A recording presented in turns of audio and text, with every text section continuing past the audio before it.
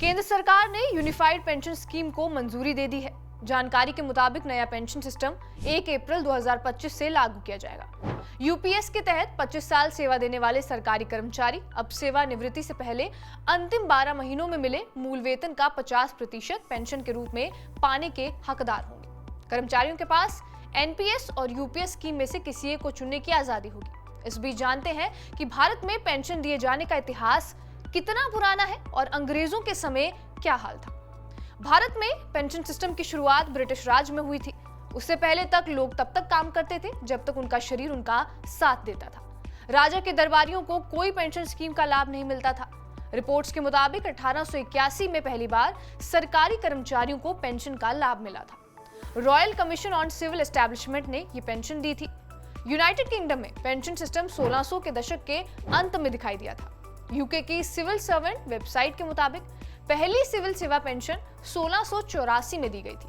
तब port of London का एक वरिष्ठ अधिकारी इतना बीमार हो गया था कि उसे नौकरी पर नहीं रखा जा सकता था और उसके उत्तराधिकारी को 80 यूरो के वेतन पर नियुक्त किया गया था। उसे इस शर्त पर नियुक्त किया गया था कि इसमें से 40 यूरो का भुगतान उस बीमार वरिष्ठ अधिकारी को किया जाएगा। बताया जाता है कि इस तरह पहली 50% पेंशन शुरू हुई। यह सिस्टम दूसरे क्षेत्र में पनपा। 1760 और 1770 के दशक में इसमें महत्वपूर्ण विकास हुआ। एक बार 1847 में 200 वरिष्ठ कप्तानों की हालत ऐसी हो गई थी कि वो समुद्र में नहीं जा सकते थे। तब उन सबको प्रमोट करके रियर एडमिरल बना दिया गया और उन्हें पेंशन के रूप में आधे वेतन पर रखा गया। समय के साथ रॉयल कमीशन की रिपोर्ट आई और उन्होंने पेंशन पाने के लिए उम्र, सर्विस ईयर जैसे मानकों को निर्धारित किया।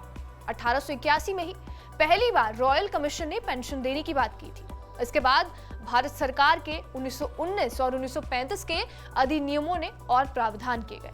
ब्रिटिश राज में कर्मचारियों को कितनी पेंशन मिलती थी, इसका अंदाजा 1924 की रॉयल कमीशन की रिपोर्ट से लगा सकते हैं।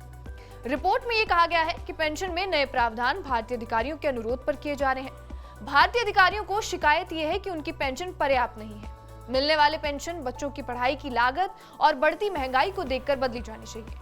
रॉयल कमीशन ने अपनी रिपोर्ट में परिषद के सदस्यों और प्रांतों के राज्यपालों पर खास तौर पर ध्यान दिया है।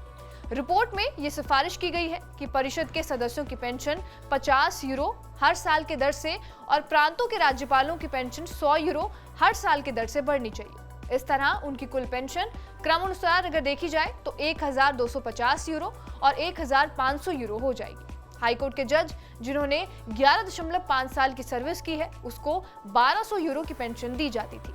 बहरहाल, आपका इस रिपोर्ट पर क्या कुछ कहना है हमें कमेंट बॉक्स में जरूर बताएं। बाकी देश और दुनिया की तमाम बड़ी खबरों के लिए बने रहिए हमारे साथ TV9 डिजिटल पर।